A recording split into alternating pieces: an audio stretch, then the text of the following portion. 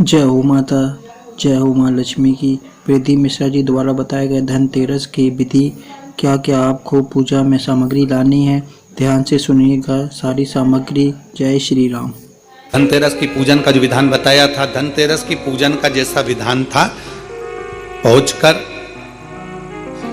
पाटे को बिछाकर चौक पूर कर जिस थाली में आपने स्वस्तिक बनाकर जो सिक्का रखा है उसी में एक सिक्का और रखकर उसकी पूजन अर्चना करना है। वैसी की वैसी ही जैसा पहले कल कहा गया, रोली चावल हल्दी मोली मेहंदी सिंदूर आदि सब चढ़ाते हुए और साथ में 2 दीप लगेंगे।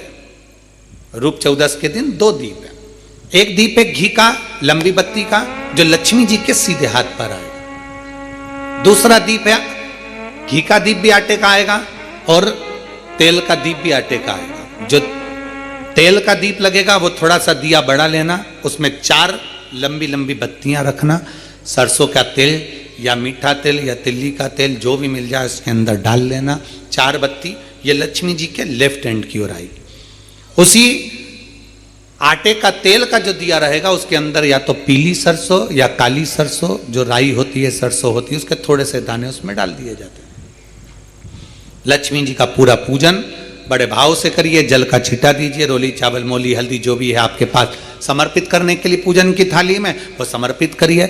मीठे का भोग लगाइए और भोग लगाने के बाद में बड़े प्रेम से 5 कमलगट्टे, 5 हल्दी की गठान, 5 अमर बेल के टुकड़े। अमर बेल होती है एक लंबी सी बेल पेड़ों पर चलती है पीले कलर की, जो कि पूरे पेड़ पर छाई रहती है। उसको कहीं पर भी डाल दिया जाए वो बढ़ती चली जाती है।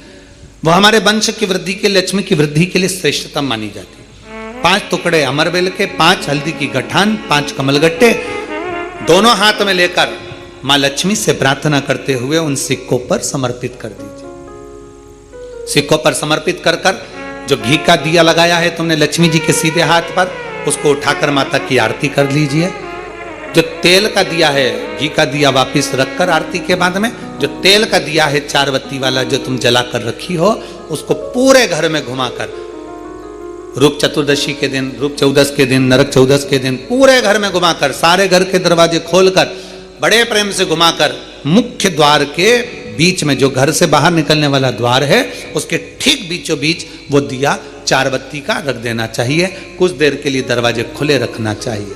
पूरे घर में माता लक्ष्मी का स्मरण करते हुए श्री शिवाय नमस्तुभ्यम बोलते हुए दिया रखकर जब वापिस आए माता लक्ष्मी को झोली पसार कर प्रणाम कर कर कहें, माँ हमारे घर में निवास करो, आपका भंडार सदा भरा रहे, खाली ना हो। हे माँ, जैसे हम दामोदर मास की कथा का रसपान कर रहे हैं, कार्तिक मास की कथा को श्रवण कर रहे हैं, जैसे हमने कार्तिक के महत्व को जाना है और उस महत्व को जाना कि लक्ष्मी भगवान शिव की आज्ञा से जाती हैं, नारायण की आज्ञा से जाती हैं, उसी तरह आप हमारे घर में शिव और नारायण की आज्ञा से विराजमान होइए। माँ को प्रणाम करिए बड़े भाव के साथ। ऐसी ही ये रूप चतुर्दशी की पूजन का विधान है। ये रूप चतुर्दशी की पूजन का विधान, जो थाली अपने धनतेरस के दिन रखी है उस थाली को आप